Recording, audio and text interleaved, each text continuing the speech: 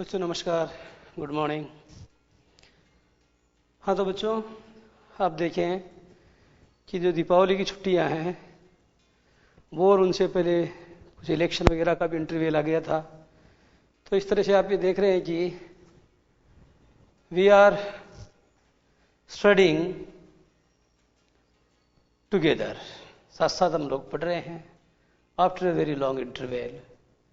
काफ़ी लंबा समय हो गया है, उसके बाद बच्चों हम मिले हैं।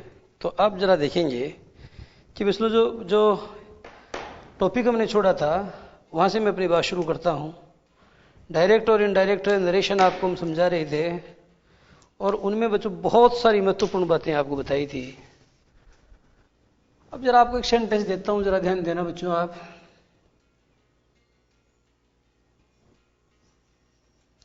यू कैन फोन, लिखना जारी रखेंगे आप, from my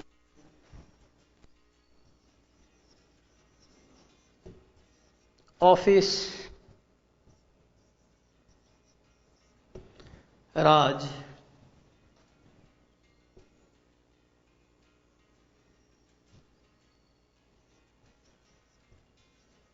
said he.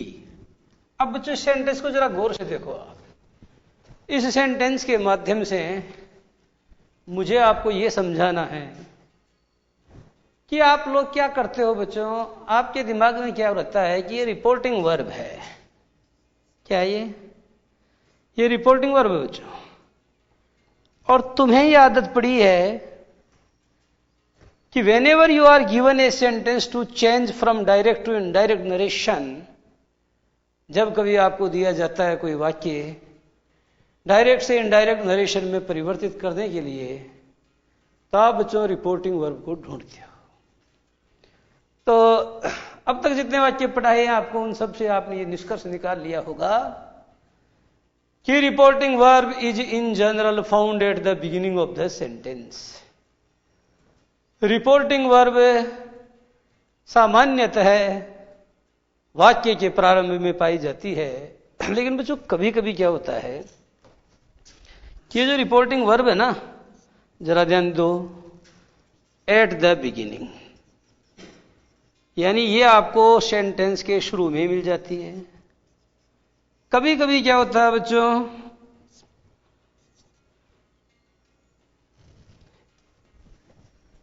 At the beginning, और बच्चों इन द एंड। कभी कभी ये सेंटेंस के बच्चों अंत में पाई जाती है, और कभी कभी बच्चों ये इन बिटवीन यानी बीच में भी पाई जाती है। अब कैसे? बिगिनिंग के उदाहरण तो मैंने कही दे दिए आपको। जैसे Ram said to me, Ram ने मुझसे कहा I will pass the exam. तो राम सेड टू मी क्या हो गया? ये जो portion outside the inverted commas है, यानी अवतरण चिन्हों के बाहर जो हिस्सा दिया गया है बच्चों, that is called reporting verb. उसे आप रिपोर्टिंग वर्ब कहते हैं। हालांकि मैंने आपको कह दिया है कि रिपोर्टिंग वर्ब में आपको टीचिंग की सुविधा के लिए, अध्ययन की सुविधा के लिए मैं इसको रिपोर्टिंग वर्ब कहता हूं। बाकी बच्चों उसमें क्या होता है, एक वर्ब होती है, वो रिपोर्टिंग वर्ब होती है, उसके पहले एक सब्जेक्ट भी होता है, उसके बाद में एक ऑब्जेक्ट हो भी सकता है, नहीं भी हो सकता है। और यदि पूरे पार्ट को पूछा जाए क्या है, तो बच्चों आप उसे रिपोर्टिंग क्लोज कह सकते हैं। लेकिन इतनी सारी ग्लोसरी या शब्दावली के जंगल में आपको क्यों मैं फंसाऊं।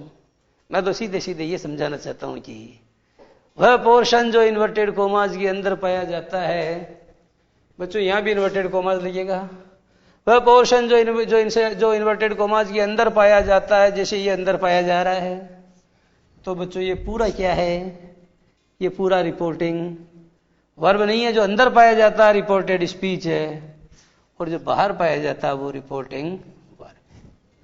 तो बच्चों एक निष्कर्ष तो आपने निकाल लिया होगा कि रिपोर्टिंग वर्ब का प्रयोग केवल वाक्य के शुरू में ही नहीं होता, बल्कि रिपोर्टिंग वर्ब का प्रयोग कई बार वाक्य के अंत में भी हो सकता है। यदि ऐसा है and if you are asked to change that sentence from direct to indirect narration, अगर आपसे पूछा जाता है कि इस वाक्य को डायरेक्ट से इनडायरेक्ट में बदलो, तो बच्चों ये कोई मुश्किल काम नहीं है, बड़ा आसान काम है। तरीका बताऊं? तरीका बच्चों कुछ नहीं है, जरा देखो आप। ये जो बच्चों रिपोर्टिंग वर्ब है उसको आप क्या करो, ये वाक्य है इसका सुधरा हुआ रूप क्या होगा? देखो सैड ही की जगह सबसे पहले कर्ता लाओ, ये ले आए, ये आ गई बच्चों रिपोर्टिंग वर्ब। अब बच्चों इसमें देखो ये राज जो आ रहा है, तो उसने कहा किसको? राज को कहा ना। तो ये राज बच्चों ये इस प्रकार का जो प्रयोग होता है जब आप किसी व्यक्ति को डायरेक्टली एड्रेस करते हो, जैसे सुन मौन इधर आना, इसे हिंदी में संबोधन कारक और अंग्रेजी में इसे वोकेटिव केस कहते हैं। सच टाइप ऑफ यूज, इस तरीके का बच्चों जो यूज होता है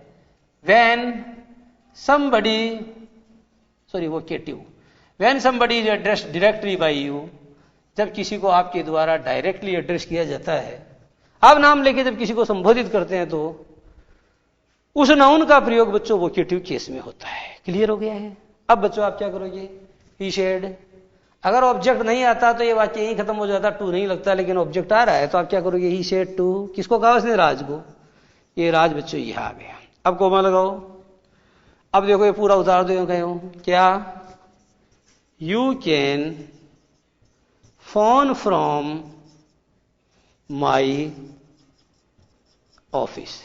अब बच्चों ये जो सेंटेंस मैंने लिखा है ये आंसर नहीं है, ये बच्चों प्रश्न का सुधरा हुआ रूप है। This is the simplified form of the question itself. ये बच्चों जो क्वेश्चन या जो प्रश्न है ये उसी का सुधरा हुआ रूप है। अब आपको क्या करना है? आपको बच्चों इसको डायरेक्ट से इनडायरेक्ट में बदलना है। अब है तो सीधा तरीका क्या है? आप जानते हो बच्चों ही, सबसे पहले जानते हो शेड टू का क्या हाल होगा? ये लिख दिया आपने ही। शेड टू को बच्चों टोल्ड में बदलो। याद रहे शेड के बाद टू आता है, लेकिन टोल्ड के बाद में टू का प्रयोग कभी नहीं होता। तो ये टोल्ड, राज, दैट लगाओ, ये दैट लगा दिया। दैट यानी क्या बताया? की। उसने राज को कहा की। अब ये बच्चों सेकंड पर्सन का प्रोनाउन है, ये ऑब्जेक्ट के अनुसार बदलेगा तो ये ही आ जाएगा। लेकिन बच्चों आप जानते हो ये इसके बाद आ रहा वर्ब के, तो ये ऑब्जेक्ट है, तो ये किसका काम कर रहा है? ये ऑब्जेक्ट का काम कर रहा है। लेकिन बच्चों ये सब्जेक्ट है, इसलिए आपको यहां भी इसका सब्जेक्ट लगाना पड़ेगा। तो क्या करो? ये ही। कैन को बच्चों हमेशा कुड में बदलते हैं, क्यों? क्योंकि दैट के पहले जो वर्ब आ रही है ये पास्ट टेंस में है। दैट के पहले माने कंजंक्शन या कनेक्टिव के पहले जिस वर्ब का प्रयोग किया जाता है उसे आप रिपोर्टिंग वर्ब कहते हैं। और रिपोर्टिंग वर्ब यदि पास्ट टेंस में होती है तो रिपोर्टेड स्पीच में कैन को कुड में, शैल को शुड में, विल को वुड में तथा मे को माइट में बदल दिया जाता है। तो आप क्या करोगे बच्चों? ही, ये कर दिया कुड। अब मॉडल आपने बदल दिया तो फोन का तो कुछ होगा नहीं, क्योंकि बच्चों ये मॉडल चेंज हो गया, ये वर्ब की फर्स्ट फॉर्म ये क्यों आ जाएगी? ये हो जाएगा ही कुड फोन फ्रॉम, यहां कोई दिक्कत नहीं है, इसमें चेंज होगा, ये फर्स्ट पर्सन का प्रोनाउन है। और आप जानते हैं फर्स्ट पर्सन का प्रोनाउन किसके अनुसार? सब्जेक्ट के अनुसार। ये फर्स्ट पर्सन का पॉजिटिव है, तो ही का पॉजिटिव क्या हो जाएगा बच्चों? हिज। तो ही के हिसाब से आप क्या करोगे? हिज। और ये ऑफिस आ गया, सारी चिन्ह हटा दो। अब आपका आंसर बनके तैयार हो गया है। उतारे बच्चों। निष्कर्ष बच्चों आपने क्या निकाला? इस बात को जरा आप समझने की कोशिश करेंगे कि निष्कर्ष क्या निकाला आपने। उतारो बच्चों।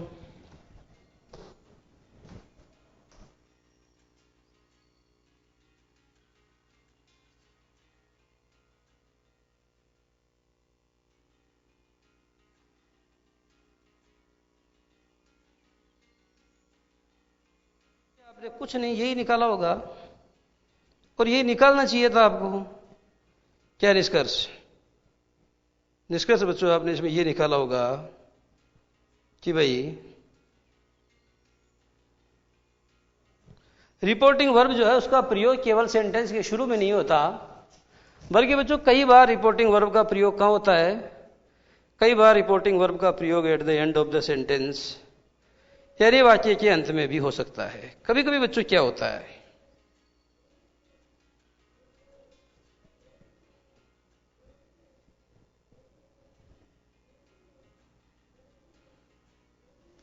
कभी कभी बच्चों कुछ और भी होता है। वो क्या होता है वो जरा मैं आपको समझाता हूं। अगर बच्चों आपने उतार लिया तो आइए जरा एक सेंटेंस देता हूं जिसमें मैं आपको समझाता हूं कि कैसे रिपोर्टिंग वर्ब जो है बच्चों वो कभी सेंटेंस के बीच में आती है। कैसे, जरा देखना।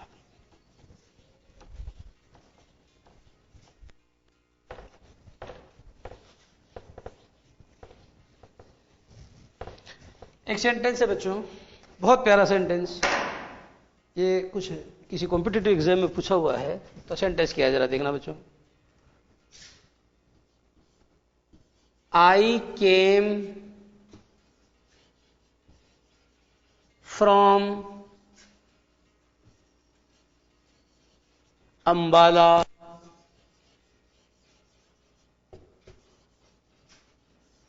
yesterday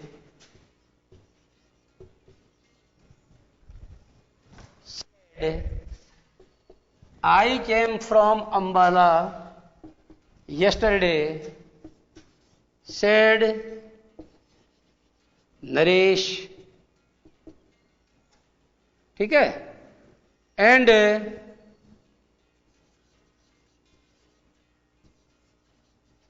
शैल बी यानी I shall be going back tomorrow. Okay बच्चों, अब जरा देखना आप सेंटेंस क्या है। I came from Ambala yesterday, अर्थात मैं आया कल अंबाला से। सेड नरेश, नरेश ने कहा, and shall be going back tomorrow, और तुम्हें और जो है कल मैं वापस जा रहा हूंगा। अब बच्चों आप जरा देखो, इसमें सेड नरेश का प्रयोग मैंने कहां किया है, सेंटेंस के बीच में किया है। तो इसमें बच्चों क्या करोगे, इस सेंटेंस का सुधरा हुआ रूप क्या होगा जरा देखना, तभी तो इसको चेंज करोगे आप इसे यूज कर सकते हो। देखो, नरेश सेड, ठीक है। अब नरेश सेड, आगे बच्चों कोई ऑब्जेक्ट है ही नहीं, और चूंकि रिपोर्टेड स्पीच में कहीं सेकंड पर्सन का प्रोनाउन आ नहीं रहा है, इसलिए मानने की भी आवश्यकता नहीं पड़ रही है। तो नरेश सेड, यही कोमा लगा दो। I came from Ambala yesterday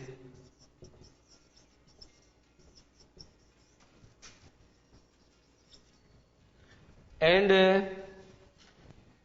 Ramesh said, Ramesh ने कहा कि I came from Ambala yesterday and shall be going back tomorrow। ये बच्चों आंसर नहीं है, ये केवल क्वेश्चन का क्या है बच्चों, सुधरा हुआ रूप है। बनाना आपके लिए आसान हो जाएगा। कैसे, जरा देखना। नरेश, सेड का सेड ही रहने दो, सेड दैट, ये फर्स्ट पर्सन, ये सब्जेक्ट के अनुसार, सब्जेक्ट कौन है, ही है, तो नरेश की जगह ही का प्रयोग करो, ही। केम बच्चों पास्ट सिंपल को पास्ट परफेक्ट में बदलो, ये लगा दिया हेड, और केम की थर्ड फॉर्म कम, केम कम, तो that he head come from Ambala. यहां तक कोई चेंज नहीं होगा, अब चेंज होगा। यस्टरडे की जगह करो बच्चों the previous day, the previous day, and. अब बच्चों जरा ध्यान दो, यहां विशेष बात है, एंड शैल बी को किसी में बदलोगे, शुड बी में। लेकिन बच्चों शुड बी नहीं होगा, क्योंकि यहां आई के स्थान पर आपने क्या कर दिया, ही। जब आपने आई के स्थान पर ही कर दिया, तो बच्चों आप जानते हो शैल का प्रयोग तो आई के साथ होता है, और ही की जगह तो विल होता है, तो इसको यहां विल हो गया। जब विल हो जाएगा तो शैल का शुड तो विल का वुड होगा बच्चों, इसलिए यहां वुड का प्रयोग होगा, ध्यान देना है। And would be going back. कई बच्चे सोचते हैं साहब गो कम में और कम को गो में बदलते हैं, ऐसा कभी नहीं होता बच्चों, होता है लेकिन सिर्फ एक परिस्थिति है, गो हियर, कम हियर को गो देयर में बदलते हैं। कम हियर को गो देयर में बदलते हैं, अकेले कम को गो में कभी नहीं बदला जाता। ध्यान दो, अकेले कम को गो में कभी नहीं बदला जाता। लेकिन कम हियर को गो देयर में जरूर बदला जाता है। क्लियर हो गया है? And would be going back, tomorrow की जगह क्या आ जाएगा? The next day, the next. इस तरीके से बच्चों आपका वो सारे कोमा हट जाएंगे, सारे चिन्ह हट जाएंगे, केवल फुल स्टॉप का प्रयोग होगा। इन दिस वे, इस तरीके से बच्चों आपका आंसर बनके तैयार हो गया है। Naresh said that he had come from Ambala the previous day and would be going back the next day. तो बच्चों आपने क्या देखा कि रिपोर्टिंग वर्ब जो है उसका प्रयोग कहां होता है? उसका प्रयोग बच्चों at the beginning of the sentence in general, आमतौर पर उसका प्रयोग सेंटेंस के शुरू में होता है। और बच्चों कभी कभी उसका प्रयोग सेंटेंस के एंड में भी होता है, और कभी कभी क्या होता है बच्चों, उसका प्रयोग सेंटेंस के बिल्कुल बीचों बीच भी होता है। क्लियर है? कभी कभी बच्चों ऐसी परिस्थिति भी आती है जो मैं आपको पहले समझा चुका हूं, क्या कि यदि रिपोर्टिंग वर्ब में कोई सेकंड पर्सन का प्रोनाउन होता है, सॉरी यदि रिपोर्टेड स्पीच में कोई सेकंड पर्सन का प्रोनाउन होता है और रिपोर्टिंग वर्ब में ऑब्जेक्ट होता ही नहीं, तो ऐसे में आपको क्या करना पड़ेगा? ऐसे में बच्चों आपको यह करना पड़ेगा कि आपको मानना पड़ेगा। तो कभी कभी बच्चों माना भी जाता है। अब ये तो ये आपकी साधारण बातें। अब बच्चों हम पर बात करते हैं इंटेरोगेटिव सेंटेंस जो है वो अगर आ जाए और आपसे कहा जाएगी बताइए साहब इसका डायरेक्ट से इनडायरेक्ट कैसे बनाओगे, तो वो बनाना कोई ज्यादा मुश्किल काम नहीं होगा। देखना, लिखो बच्चों, आ जाइए। तो असर्टिव सेंटेंस थे। असर्टिव में आप जानते हो नेगेटिव भी आते हैं और अफर्मेटिव भी आते हैं। अब बच्चों मैं आपको समझाने वाला हूं इंटेरोगेटिव सेंटेंस, जहां से परीक्षा में सवाल ज्यादा से ज्यादा आने की संभावना रहती है। तो दो तरीके के सवाल आते हैं बच्चों। एक सवाल तो वो है जो आपके 10वीं के अंदर है, और एक बच्चों मैं अभी समझा देता हूं आपको। हालांकि उस तरीके के सवाल आपकी संभावना नहीं बनती है, लेकिन जब आप बड़े हो जाओगे और जब आप बड़ी बड़ी प्रतियोगी परीक्षाएं दोगे, यूपीएससी के एग्जाम यानी आईएएस का एग्जाम भी दोगे, तो उस एग्जाम में भी अगर डायरेक्ट और इनडायरेक्ट नरेशन से संबंधित कोई सवाल आता है, और आता है जरूर आता है, तो वो किस तर्ज के ऊपर आता है वो तर्ज बच्चों मैं आपको समझाऊंगा। ठीक है? तो बच्चों इस क्रम में अपनी बात जारी रहेगी, परंतु इससे पहले हम लेंगे 2 मिनट का ब्रेक।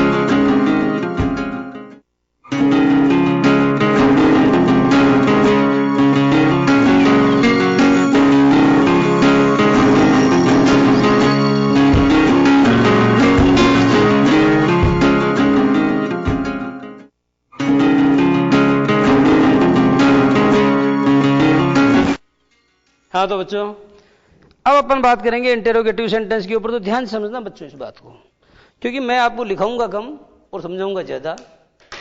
और ऐसा समझाऊंगा कि आप जो है इस टॉपिक के ऊपर यदि कोई सवाल आ जाए तो जिंदगी में कभी गलती करोगे ही नहीं। ध्यान समझने की कोशिश करना मेरी बात को। तो बच्चों बहुत ही सीधी बात है। बात क्या है दरअसल, देखो इंटरोगेटिव सेंटेंस बच्चों आप तो जानते हो दो प्रकार के होते हैं। एक सेंटेंस वह होता है जो HV से शुरू होता है, एक होता है जो WH वर्ड से शुरू होता है। ठीक है। अब जो दोनों प्रकार के सवाल हैं उन पर बच्चों उनका डायरेक्ट से इनडायरेक्ट कैसे बनाते हैं, तो बच्चों जरा मैं आपको पहले HV वाला बता देता हूं, उसके बाद दूसरा समझाऊंगा। देखना, जैसे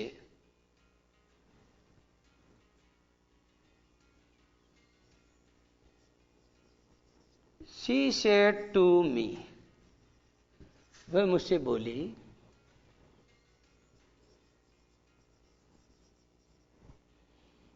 आर यू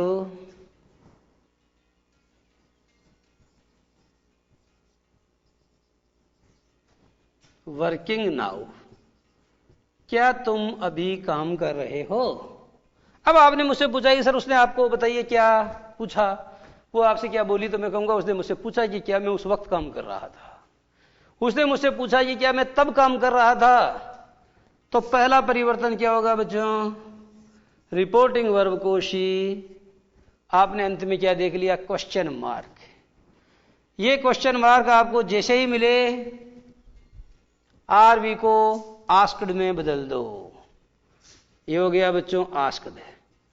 कई बार बच्चों इसको इंक्वायर्ड ऑफ में भी बदला जाता है, ऐसा हो सकता है, लेकिन आप तो इसी में बदला करो, तो शी आस्क्ड टू नहीं आएगा, मी। ठीक है। That, she asked me that, उसने मुझसे पूछा कि, अब बच्चों आप जानते हो क्या करना पड़ेगा, RV को किस में बदला आपने, ध्यान दो बच्चों, आपने RV को आस्क्ड में बदला। किसको देख के, क्वेश्चन मार्क को, या इसको बदला जा सकता है इंक्वायर्ड में। ठीक है, इंक्वायर्ड ऑफ मी, इस तरीके से बोलते हैं। ठीक है। तो बच्चों पहला परिवर्तन आपने ये किया। अब आपने क्या किया कि RV तथा RS को, दूसरा परिवर्तन है ये बच्चों, RV और ये है RS, तो इन दोनों को किससे जोड़ोगे जरा बताओ, इन दोनों को इफ या वेदर से जोड़ोगे। क्लियर हो गया है। अब बच्चों आप में से कुछ बच्चे मेरे से सवाल पूछ लेते हैं कि सर ये बताइए कि इफ या वेदर बोल दिया आपने, तो क्या हम कभी इफ से कभी वेदर से या दोनों में से कभी किसी से भी जोड़ सकते हो। बिल्कुल, आप इफ के स्थान पर वेदर का और वेदर के स्थान पर इफ का प्रयोग कर सकते हो,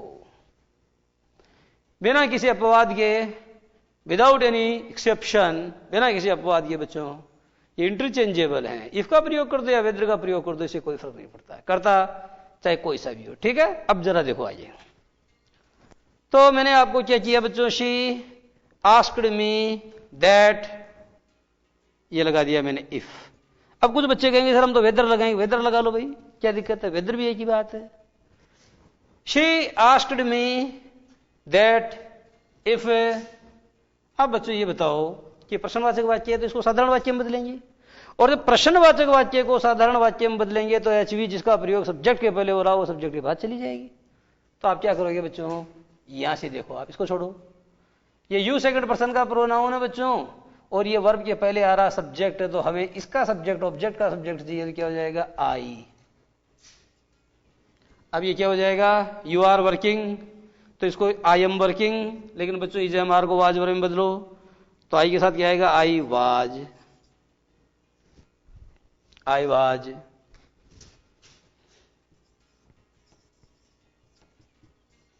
वर्किंग, नाउ को देन में बदलो, और फुल स्टॉप को बच्चों ये जो क्वेश्चन मार्क था इसको फुल स्टॉप में बदलो, क्योंकि अब आपका वाक्य प्रश्नवाचक नहीं रहा है। ध्यान दो बच्चों, जब आप किसी वाक्य को डायरेक्ट से इनडायरेक्ट में बदलते हो तो प्रश्नवाचक वाक्य माने इंटेरोगेटिव सेंटेंस नहीं रहता। Interrogative sentence does not remain interrogative but it changes और it becomes an assertive one. बल्कि एक असर्टिव सेंटेंस बन जाता है। और बच्चों इंटेरोगेटिव क्यों? कैसा भी सेंटेंस हो, चाहे एक्सक्लेमेटरी हो, चाहे इंपेरेटिव हो, चाहे इंटेरोगेटिव हो, ऑल द सेंटेंसेस आर या all the sentences become assertive ones. सभी प्रकार के वाक्य, all kinds of sentences become assertive ones, यानी सभी प्रकार के जो वाक्य हैं बच्चों वो असर्टिव सेंटेंस बन जाते हैं जब आप किसी वाक्य को डायरेक्ट से इनडायरेक्ट में बदलते हो। ठीक है, बनाना पड़ता है। अब बच्चों आपका सेंटेंस बिल्कुल सही है, तो बच्चों आपके एग्जाम में जो सवाल आएगा वो तो इस तरीके से आएगा जैसा कि आता है। क्या कि शी आस्क्ड मी, आपको ये सेंटेंस दे दिया जाएगा और आप चेंज कर दोगे she asked me that if I was working then. तो बच्चों 10th का लेवल तो यही है, लेकिन जो बड़ा लेवल है बच्चों वो ये है। देखो बच्चों, इफ क्या है? एक कंजंक्शन। ठीक है, इफ एक कंजंक्शन है। और बच्चों बताओ दैट क्या है? ये भी एक कंजंक्शन है। ध्यान दो बच्चों, डबल कंजंक्शन का प्रयोग नहीं होता। किसका नहीं होता? डबल कंजंक्शन का प्रयोग नहीं होता है।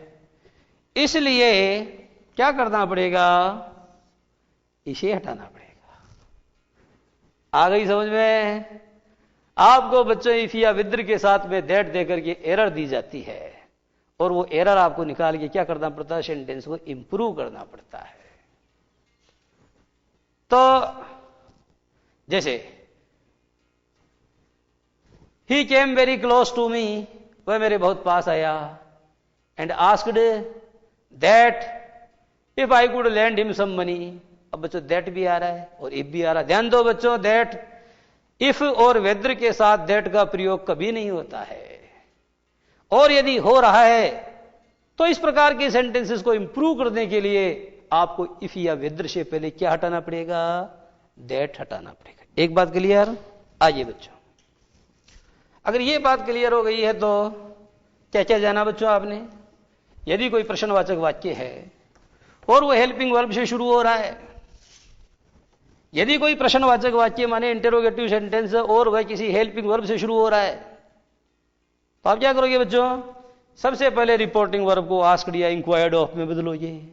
उसके बाद आरबी तथा आरएस को बच्चों दैट से नहीं जोड़ोगे बल्कि इफ या वेदर से जोड़ोगे। कभी कभी ऐसा भी होगा बच्चों, इफ या वेदर भी दोनों में से एक जुड़ेगा और उसके आगे दैट और लगा देंगे, तो आप सोचोगे कि यार दैट तो सही है। लेकिन ध्यान दो बच्चों, जब इफ या वेदर आपको दिखाई दे दे और उसके पहले दैट दिखाई दे रहा तो गलत है, वो मोचा है, उस मोचे को निकालना पड़ेगा। ठीक है, और आगे देखो। अब बच्चों प्रश्न ये है कि इफ और वेदर की कहानी क्या है, इस पर भी जरा थोड़ा सा मैं आपको समझा दूं। एक तो बच्चों आप ये वेदर होता है, जरा अच्छे से समझ लेना, WHETHER, ये वेदर है। और ये बच्चों क्या है? ये भी वेदर है। अंग्रेजी में एक प्रॉब्लम क्या होती है कि so many paronyms can be seen, can be observed. अंग्रेजी में बहुत सारे बच्चों युग्म शब्द होते हैं, ये तो हिंदी में भी होते हैं, हिंदी कौन अपवाद है। पर जरा देखो आप, मैं कहना चाहता हूं इंग्लिश के अंदर ये वेदर है, ये भी वेदर है। उच्चारण, प्रोनाउंसिएशन दोनों का एक जैसा है, लेकिन स्पेलिंग में कुछ अंतर है और मीनिंग में तो रात दिन का अंतर है। Such words are known to be paronyms. इस प्रकार के शब्दों को बच्चों आप क्या बोलते हो? इनको कहते हैं paronyms because they are always used in pairs. इनका प्रयोग बच्चों पेयर में किया जाता है, इनकी स्टडी पेयर में की जाती है। जैसे मैंने बोला प्रिंसिपल, अब मैंने तो प्रिंसिपल बोला है, अब बच्चे ने लिखा PRINCIPLE, दूसरे ने लिखा नहीं PRINCIPL, तो क्या लिखे बच्चा? देखो बच्चों, अगर मैंने बोला प्रिंसिपल तो बच्चा कुछ भी लिखे, दोनों सही है। लेकिन अगर मैंने सेंटेंस में प्रयोग किया तो आप समझ जाओगे कि कौन सा प्रिंसिपल आएगा। तो ये का मतलब तो क्या है? सिद्धांत होता है जिसके अंत में ई आता है, और एक जिसके अंत में PAL आता है उसका माने प्राचार्य या प्रधानाचार्य होता है। आगे ये बात समझे? तो ये चीजें बच्चों, तो वो क्या वाक्य को जब मैं पूरा बोलता हूं तो उसके मीनिंग को ध्यान में रखते हुए आप डिसाइड कर लेते हो कि क्या है। आई, बच्चों मैंने बोला आई, एक ने तो लिखा आई एम ए बॉय, तो सबने लिख दिया आई एम बॉय। और एक बच्चों जैसे मैंने आपको ये लिखा कि VC by I, VC by I, तो यह आई का मतलब आंख है, तो वहां पर आई का प्रयोग थोड़ी होगा। तो सेंटेंस से को बच्चों पढ़ के अंदाजा लग जाता है। क्लियर? इतनी बात समझ में आ गई। अब बात आती है कि मैंने आपको कहा कि क्या इफ के स्थान पर वेदर और वेदर के स्थान पर इफ का प्रयोग किया जा सकता है? हां बच्चों, किया जा सकता है। इसका जवाब यह है, इफ के स्थान पर वेदर और वेदर के स्थान पर इफ का प्रयोग किया जा सकता है, परंतु एक बात का आप ध्यान रखिए, एक बात का आप ध्यान रखें, जैसे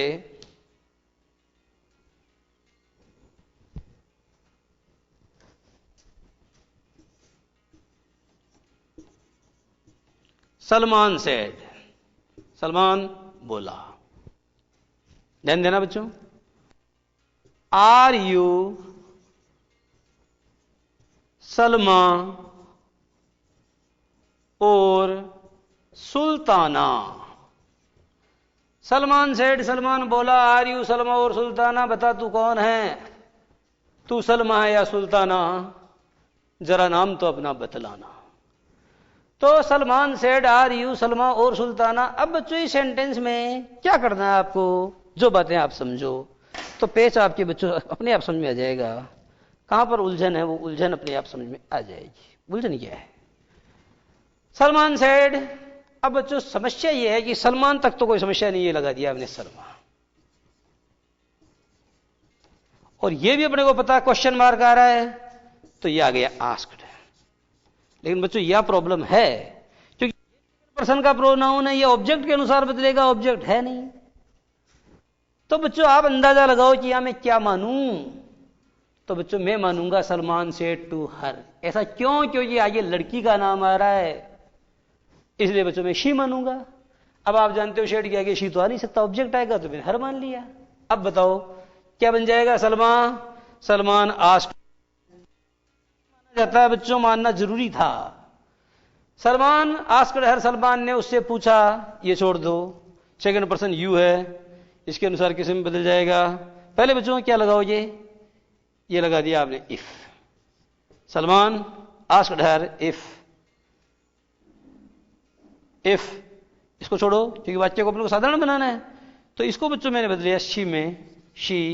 अब ये आर जब इधर जाएगा तो बच्चों आप जानते हो इज़म आर को वाज में बदलते हैं, तो शी इफ शी वाज, ये सलमा की जगह सलमा, और की जगह और, सुल्ताना की जगह सुल्ताना, और क्वेश्चन मार्क की जगह फुल स्टॉप। अब बच्चों ये बताओ क्या ये वाक्य सही है?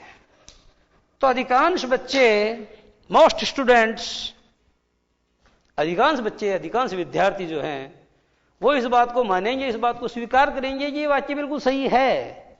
और बच्चों अगर आप इसको सही बताते हो तो इसमें आपका कोई दोष भी नहीं है, क्योंकि आपको मैंने ऐसा ही पढ़ाया है।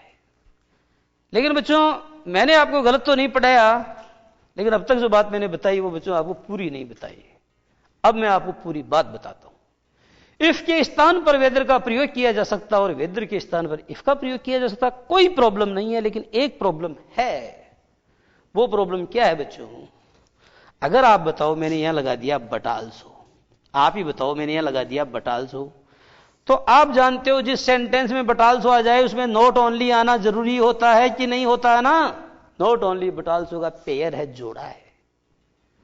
जब आगे बट आल्सो है बच्चों तो इधर नॉट ओनली आएगा ही आएगा। कई बार क्या होता है बच्चों, इधर मैंने लगा दिया बोथ, तो बोथ जब बच्चों मैंने लगा दिया तो इधर एंड आएगा ही आएगा। अब आप लोग क्या करते हो कि साहब एंड की जगह कई बार क्या करते हो, एज वेल एज भी लगा देते हो। एंड नहीं लगा कि एज वेल एज लगा देते हो। तो बच्चों एंड सही है, एज वेल एज गलत है, क्योंकि बोथ एंड का जोड़ा है, बोथ एंड का जोड़ा है। नाइदर नोर का जोड़ा है, आइदर और का जोड़ा है, वेदर और का भी जोड़ा है। क्या बोला बच्चों मैंने? जरा इधर देखिए, वेदर और का जोड़ा है। इसलिए मैंने ये कहा कि रिपोर्टेड स्पीच में अगर और शब्द का प्रयोग हो रहा है तो यहां पर वेदर आएगा, यहां इफ का प्रयोग नहीं होगा, इस और के कारण। इसलिए बच्चों इस वाक्य में कहां गलती हो गई मुझसे? इस वाक्य में गलती बच्चों यहां हो गई, इस जगह वेदर आएगा। यो तो इफ के स्थान पर वेदर और वेदर के स्थान पर इफ का प्रयोग करना बिल्कुल सही माना जाता है, परंतु होता क्या है बच्चों, यदि रिपोर्टेड स्पीच में एडवांस में ही और शब्द का प्रयोग हुआ है तो ऐसे में ऐसे वाक्यों का क्या करना पड़ेगा आपको? इनडायरेक्ट बनाते समय आपको इफ के बदले वेदर का प्रयोग करना पड़ेगा, बिकॉज क्योंकि वेदर एंड और आर कोरिलेटिव्स, क्योंकि वेदर तथा और कोरिलेटिव हैं।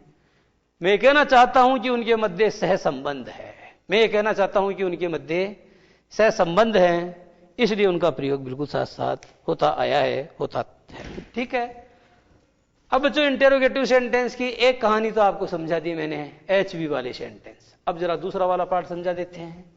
WH वर्ड क्या है? बहुत आसान।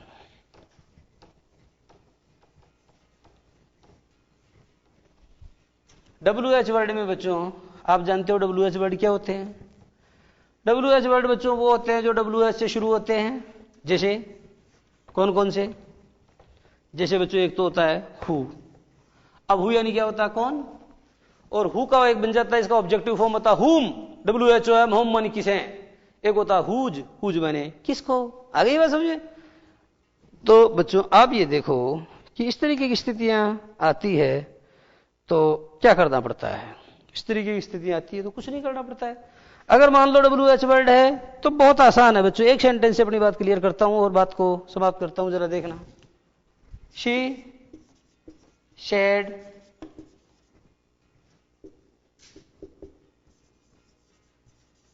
What are you doing now.